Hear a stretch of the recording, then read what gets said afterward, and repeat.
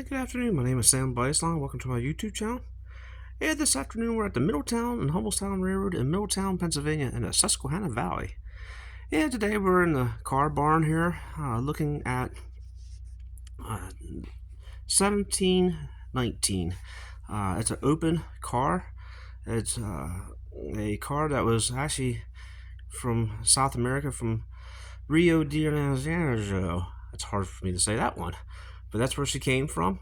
This car here, Wendell purchased this car, and he also purchased this car, which is 441. 441 here, he actually ran this one up Brown Street. This is actually a 2-axle car, and he runs it with the power unit right here. So yeah, we're gonna go ahead and get this power unit back up and running again, and go ahead and get her out and get her all cleaned up.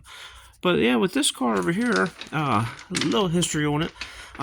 This car came from South America, pretty much in this shape, believe it or not. Wendell had it tarped up here for many years on the property. So what he did, he had this car here and this car out at a streetcar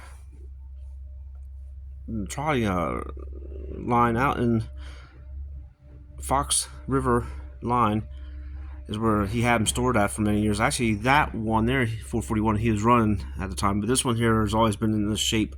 So yeah, when he purchased the Middletown Humboldt Railroad, he obviously had both these shipped in. That was one of the first things he did bring in. And yeah, so the car here, where you stand on, being an open car, you step up on the step here, and then there was actually another step with, like, right in here, a little step boards are right here to step up and to go in, and then these seats here would flip back and forth. That's how they're made. And then you had all the grab irons. The grab irons are right here.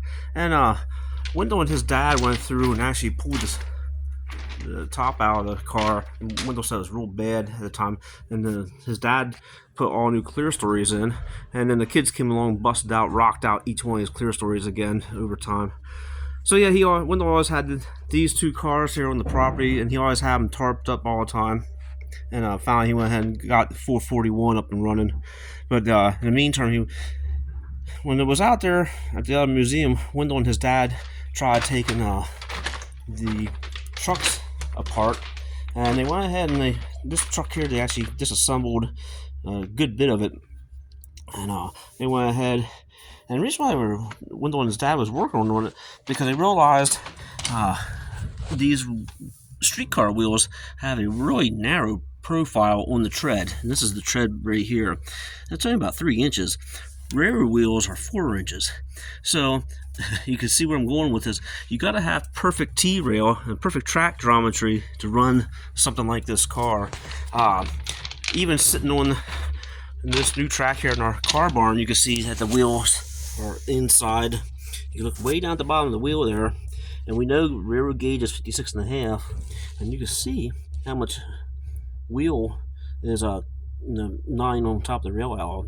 That's how much rail is exposed. And it's like that on both sides here. If I walked around the other side, it would look the same way.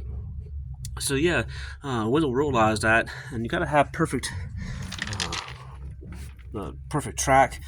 Normally what's used for is gutter rail. You got to have gutter rail to run these kind of trucks, and 441 over here is just as bad.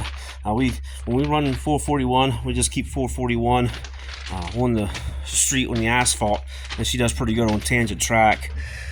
And yeah, so Wendell purchased both these cars, and he got them off the ship at the same time. And there's a couple other cars that's here in the country at other streetcar museums that are off that same shipment of streetcars. So yeah, with this car here, it's in tough condition, but for the most part, it's all here.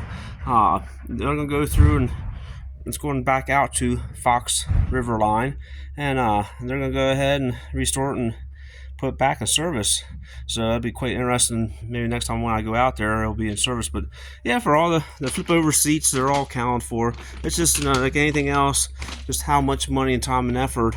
Well, here at the Middletown Humboldt Railroad, we don't have that kind of manpower and we don't have the funds to put towards this stuff. So that's stuff that you got to look at as running a business, and the smart way of running a business. But here, by doing what we're doing, we actually made some real good friends, because with 441 over here, we're definitely gonna be running her. So if we need any parts, we could go back to these other streetcar museums and get parts, or they'll track down parts for us.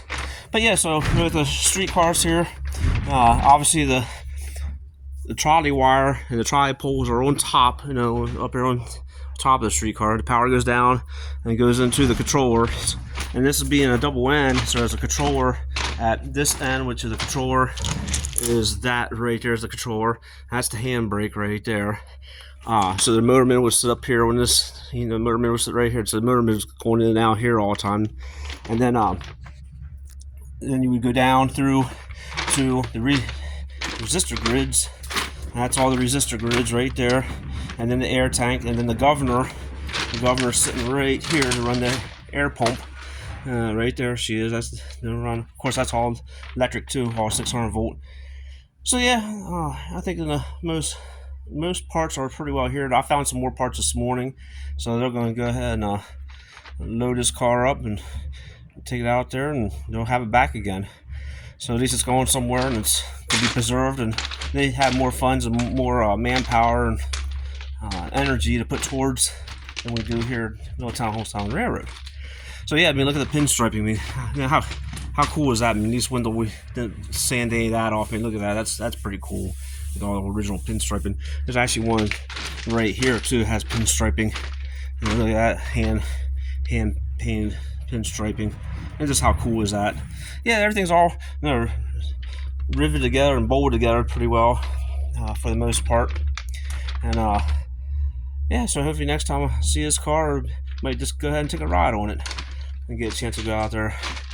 Alright, I just want to thank everybody for watching my YouTube channel, and we'll see you on the next go around. Thanks for watching.